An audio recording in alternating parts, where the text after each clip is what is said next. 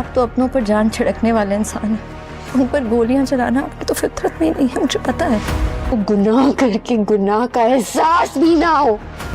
کل تک ایک بیٹے کو روتی تھی، تمہارے دل پر تو واقعی خدا نے مہر لگا دی ہے۔ آج دوسرے کو بھی رو گی۔ گھڑی کی آواز سن رہی ہو؟ ایک ہتھوڑے کی طرح لگ رہی ہے، لگ رہی۔ اب سراب خان کے کی کا حساب ہونے کو ہے۔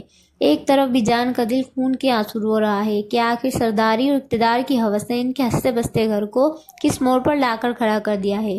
پی جان اس بات پر شدید غمزدہ ہے کہ کل رات تک وہ اپنے ایک بیٹے کی جدائی میں تڑپ رہی تھی اور آج اقتدار کی اسی اندھی دوڑ نے ان کے دوسرے بیٹے کو بھی تباہی کے دہانے پر پہنچا دیا ہے، کیونکہ ایک ماں کے لیے دیکھنا ناقابل برداشت ہے کہ اس کا اپنا خون بربادی کے راستے پر چل پڑا ہے۔ دوسری طرف شاہ نور بھی آخری بار سراب خان کے سامنے جا کھڑی ہوتی ہے اور اسے اس کی سنگین غلطیوں کا آئینہ دکھاتے ہوئے یاد دلاتی ہے کہ اس کی اس ہوس کا خمیارہ اب اس کے معصوم بیٹے کو بھگتنا پڑے گا، جو ساری زندگی ایک غدار کا بیٹا کہلائے گا اور معاشرے کے طعنے سہتا رہے گا۔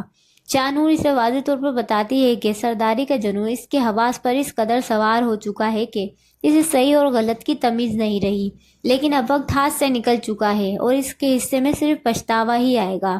یہی وہ لمحہ ہے جہاں سراب خان کو پہلی بار اپنی غلطیوں کا ہولناکی کا احساس ہوتا ہے اور اسے سمجھ آتا ہے کہ جس اقتدار کے خاطر اس نے اپنے ہی رشتوں کو قربان کرنے کی کوشش کی، وہ بھی اب اس کے ہاتھ سے نکل چکا ہے اور اس کی تمام سازشیں ناکام ہو چکی ہیں۔ دوسری جانب سربرن خان شدید ذہنی کشمکش اور پریشانی کا شکار ہے، جہاں زرمالا اسے حوصلہ دیتی نظر آتی ہے اور اسے یاد دلاتی ہے کہ اس کی فطرت میں اپنوں پر ظلم کرنا یا اس پر بندوق اٹھانا شامل نہیں، بلکہ وہ تو اپنے خاندان کی حفاظت کے لیے اپنی جان تک داؤ پر لگا دینے والا انسان ہے۔